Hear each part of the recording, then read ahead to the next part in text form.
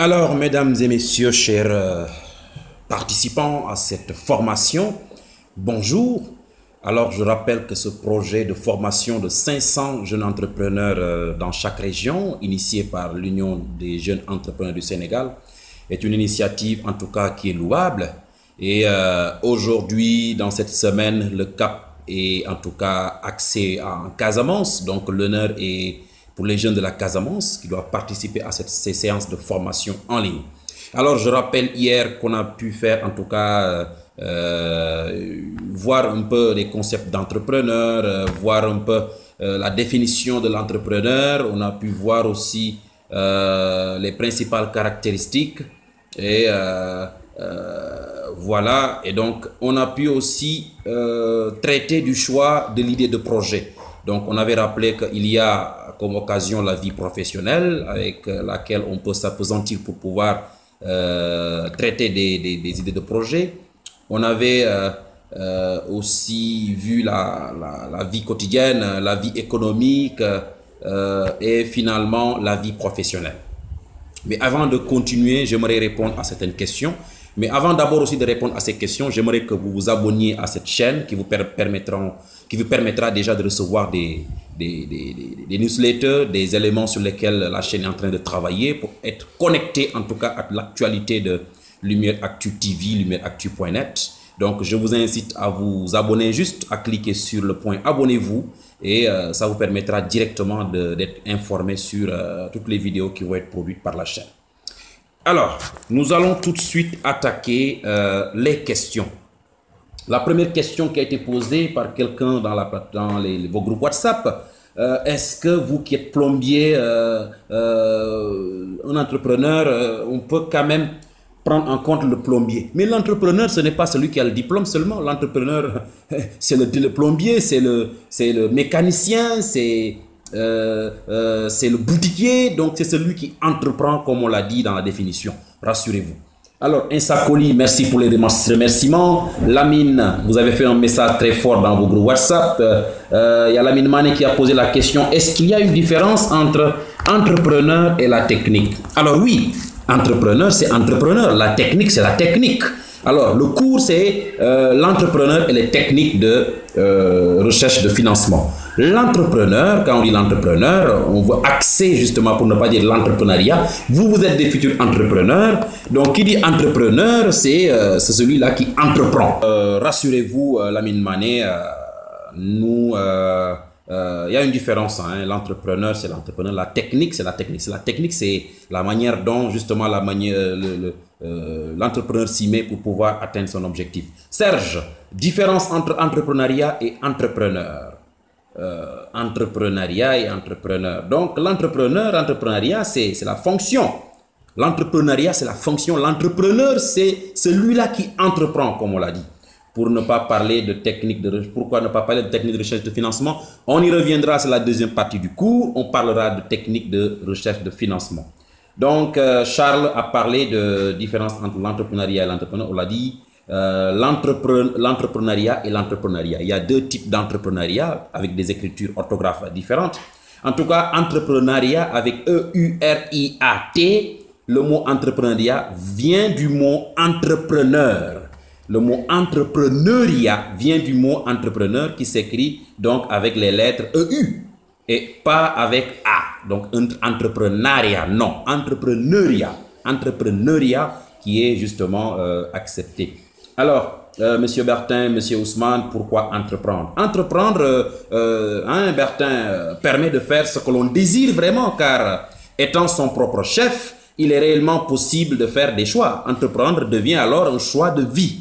Une vie de choix qui permet l'accomplissement de soi. Aujourd'hui, il y a beaucoup, en tout cas, il y a des objectifs qui vous permettent d'entreprendre. Entreprendre pour devenir son propre chef. Entreprendre pour la liberté. Entreprendre pour le challenge. Entreprendre pour de l'argent. Entreprendre pour donner du sens à votre vie. Aujourd'hui, donc, c'est extrêmement important d'entreprendre et ce qui me permet d'aller à la question suivante de Edouard. Alors, Edouard qui dit, pour être entrepreneur, est-ce qu'il faut des diplômes? Alors, d'abord, Edouard, merci beaucoup parce que vous êtes en train d'apprendre, vous êtes en train d'entreprendre. Vous êtes un jeune entrepreneur qui en veut en Casamance. Je vous ai vu à l'épreuve. Et donc, courage à vous.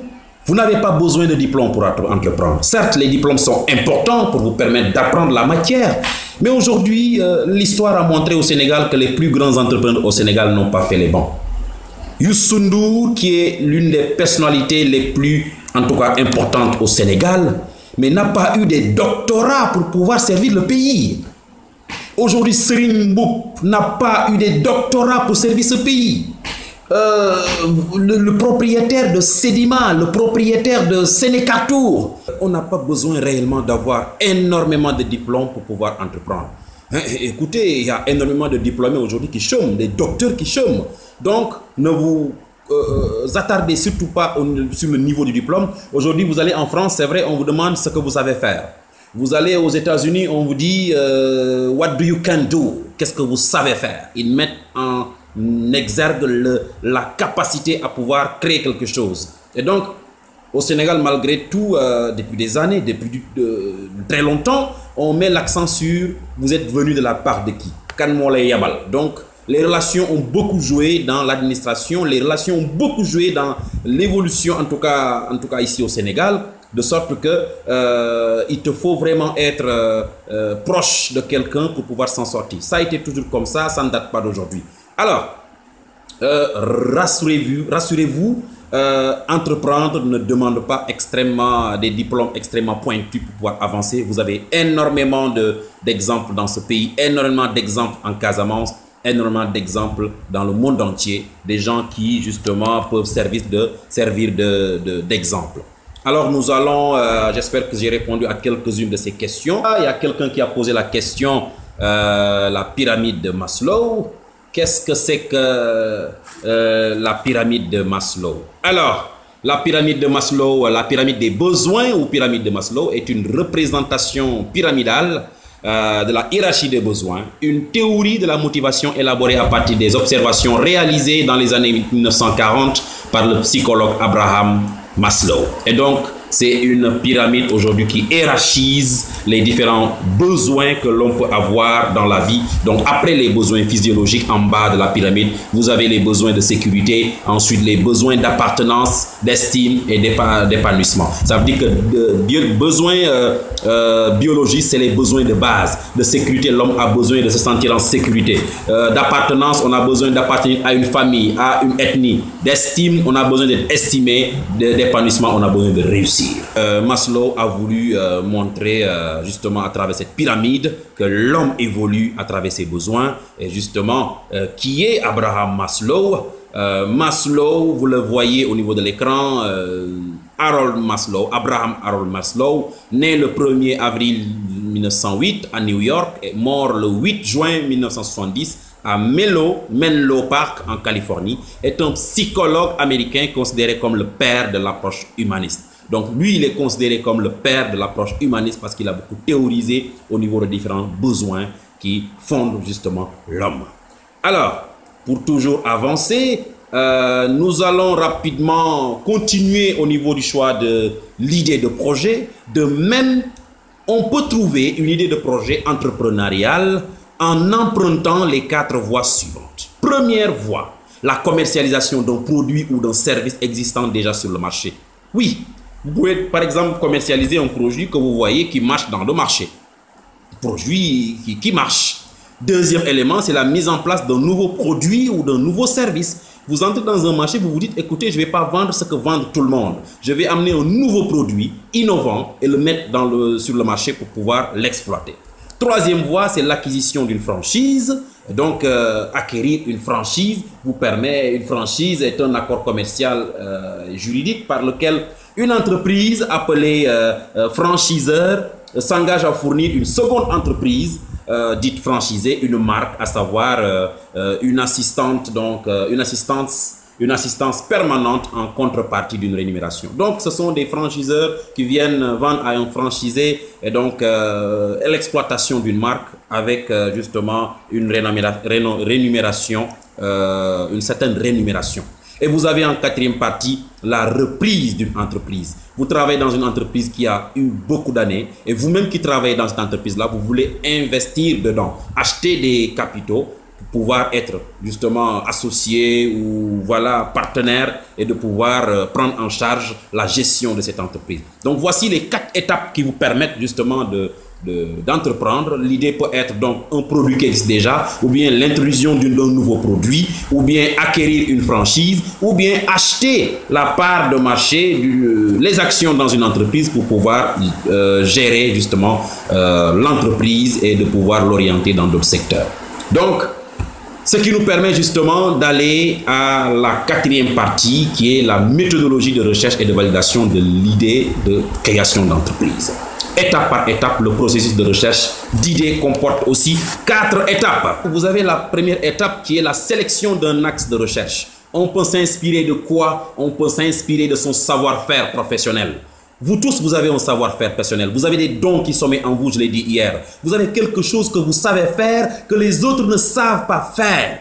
Vous avez votre don à vous parce qu'en chacun de nous sommeillent des dons que le bon Dieu nous a donnés pour pouvoir réussir. Vous avez tout ce qu'il faut pour vous départager de votre environnement. Et donc, de votre savoir-faire personnel, professionnel, de votre personnalité, des opportunités qui se trouvent sur le marché, des problèmes rencontrés. Parce qu'un problème est une opportunité justement de création d'un profit. La deuxième étape, c'est la recherche des idées. Ce qu'on appelle le brainstorming.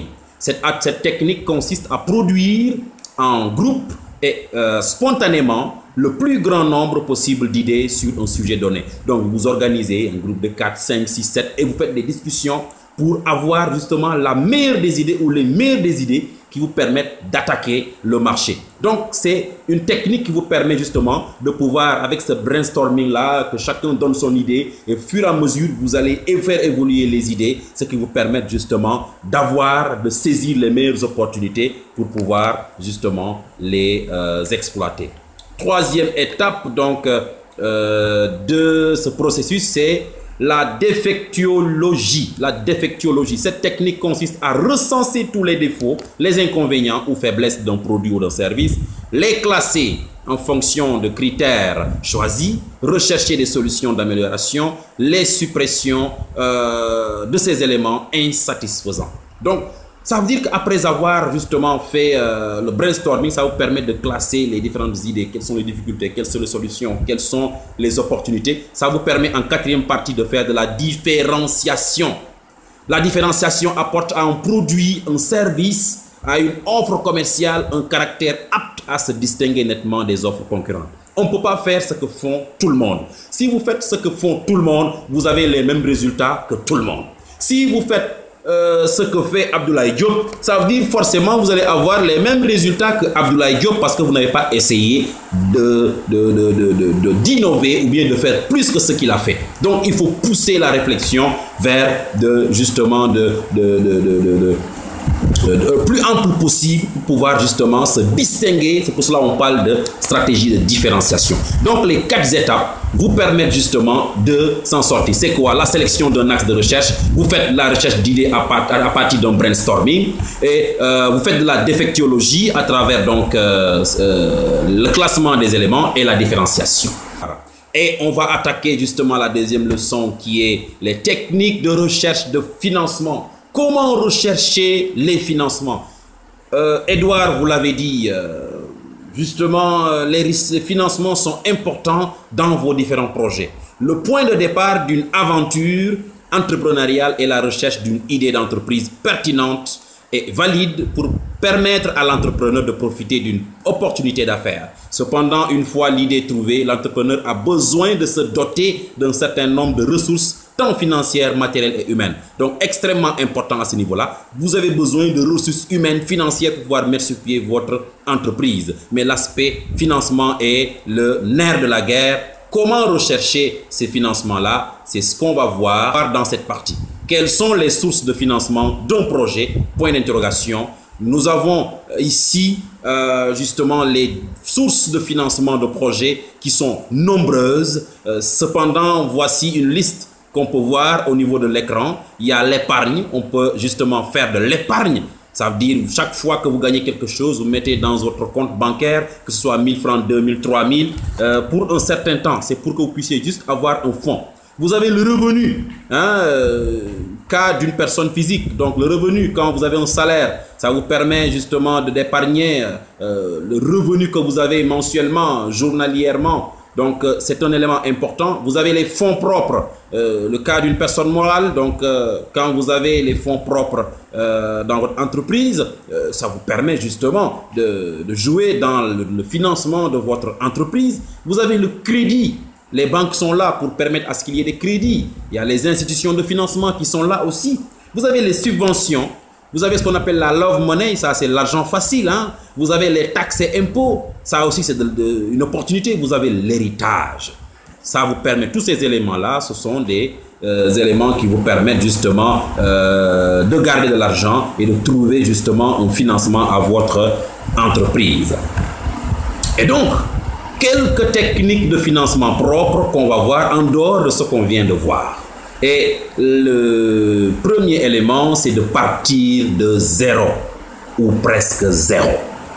N'attendez pas d'avoir 1 million pour démarrer. N'attendez pas d'avoir 1 milliard pour commencer. Il n'y a pas d'âge possible pour pouvoir commencer. Il n'y a pas un moment pour commencer à entreprendre. Il n'y a pas d'âge requis pour entreprendre. Il n'y a pas un niveau requis pour entreprendre. Il n'y a pas un montant suffisant requis pour entreprendre. Il faut démarrer, être sur le terrain. Et en apprenant sur le terrain, on apprendra à identifier ses forces et ses faiblesses pour pouvoir justement trouver les opportunités sur lesquelles il faut s'appuyer pour pouvoir éviter les menaces. Et vous avez les crédits bancaires, vous avez les concours, vous avez ce qu'on appelle le crowdfunding. Le crowdfunding qui se trouve donc, les projets qui sont développés au niveau de l'Internet, développés au niveau du monde entier pour pouvoir trouver des partenaires qui viennent vous soutenir. Vous avez les autres techniques comme les levées de fonds, la prise de participation au capital, les prêts d'honneur, le sponsoring. Donc toutes ces activités, tous ces éléments-là vous permettent justement d'avoir des idées de projets basées sur la recherche donc de financement. En tout cas, rechercher un financement ne demande pas, comme je l'ai dit, tout un processus compliqué pour le faire. Il suffit juste d'être organisé. Posez-vous les bonnes questions. Que voulez-vous faire? Comment voulez-vous le faire? Où voulez-vous le faire? Quand est-ce qu'il faut le faire? Et pourquoi le faire? Donc ces questions-là vous permettent justement de résumer votre projet. Je sais que je reviendrai à la troisième partie dès demain sur les éléments qui vous permettent de composer votre projet et surtout aussi les différents types de sociétés. Pour Edouard, sa question, on reviendra parce que l'État a allégé quand même les procédures de création d'entreprise. Et je ne pense pas qu'à Ziguinchor qu'il puisse vraiment ne pas respecter en tout cas le processus de création d'entreprise. C'est le même partout au Sénégal et donc vous pouvez être à Ziguinchor, au Sénégal ou partout. Une entreprise individuelle n'est pas une société. C'est une entreprise qui a un registre de commerce et un INEA. Et donc une société maintenant, il faudrait passer par le notaire pour pouvoir mettre sur pied votre entreprise. Donc j'y reviendrai demain pour beaucoup plus ceinturer la notion d'entrepreneuriat. Mais pour aujourd'hui, sachez que ce qui est important, c'est les éléments que vous devez retenir, c'est qu'on peut partir à partir de zéro pour pouvoir démarrer. Aujourd'hui, regardez tous ces milliardaires, regardez toutes ces personnes qui ont réussi au Sénégal, c'est la plupart des commerçants, c'est la plupart des entrepreneurs qui n'ont pas eu peut-être depuis le départ le bac pour démarrer. Aujourd'hui, le Sénégal est fier de Youssou Ndour, est fier de Serigne Mboup, est fier de M. Sarr de Sénécartour, est fier de toutes ces personnalités qui ont pu créer des choses, en tout cas qui sont partis à partir de rien. C'était ça parmi les techniques. Justement, pour reprendre au niveau des techniques, je vous l'ai dit tout à l'heure, on peut compter vraiment sur l'épargne, le revenu, les fonds propres, le crédit, les subventions, la love money, c'est l'argent de l'amour, c'est quand vos relations personnelles qui vous permettent d'avoir certaines subventions, certaines sources d'argent, les taxes et impôts, l'héritage. En tout cas, vous avez tout ce qu'il faut pour pouvoir, en tout cas, réorienter votre technique de recherche de financement. Et donc, ce qui est important ici, comme je l'ai dit, c'est les questions que vous devez vous poser. Que voulez-vous faire? quand est-ce que vous voulez le faire, où voulez-vous le faire, quand vous voulez le faire et pourquoi vous voulez le faire. Donc ça rejoint un peu la question de l'autre, de M. Bertin et Ousmane, pourquoi entreprendre? Et c'est extrêmement important. Vous ne pouvez pas être dans une zone en Casamance avec toutes les ressources naturelles qui existent et ne pas avoir des jeunes qui entreprennent. Si c'est des questions donc de procédure, de toute façon, on y reviendra demain pour pouvoir en tout cas expliquer à tout le monde comment faire pour mettre sur pied son projet et qu'est-ce qu'il faut faire en termes de papier pour être légalement reconnu. Il y a une procédure à suivre pour pouvoir avoir votre NINEA et votre registre de commerce. Aujourd'hui, avec 48 heures ou 72 heures, vous avez votre registre de commerce et votre NINEA. Et donc, extrêmement important. Ce n'est plus une question d'argent. Donc, c'est justement une question de décision. Prenez les choses entre vos mains et je suis sûr que si vous vous organisez, vous vous regroupez en des groupes de 4, de 6 et vous essayez d'apporter votre contribution personnelle, votre apport en termes numéraires ou apport financier et vous essayez de mettre déjà un processus de recherche de financement, je suis sûr qu'avec l'aide de l'UGS, vous trouverez les partenaires qu'il faut parce qu'aujourd'hui, l'UGS va vers le salon des ressources naturelles en Casamance. C'est des activités aujourd'hui qui vous permettront de rencontrer des bailleurs, de rencontrer des acheteurs et de pouvoir développer votre idée de projet, développer votre projet. Donc n'attendez pas demain pour commencer. C'est maintenant qu'il faudrait agir. C'est maintenant qu'il faut prendre votre destin en main. C'est maintenant qu'il faut oser entreprendre parce que l'audace a du génie, quoi qu'il en soit. Entreprenez. Et c'est là où on va s'arrêter jusqu'à la prochaine fois. Demain, on reviendra pour clôturer en tout cas sur les notions de les procédures en tout cas de financement au Sénégal et de répondre entre-temps aux questions qui vont être posées. Donc, je suis à l'écoute à vos questions. Merci et on se donne rendez-vous demain mercredi, Inch'Allah.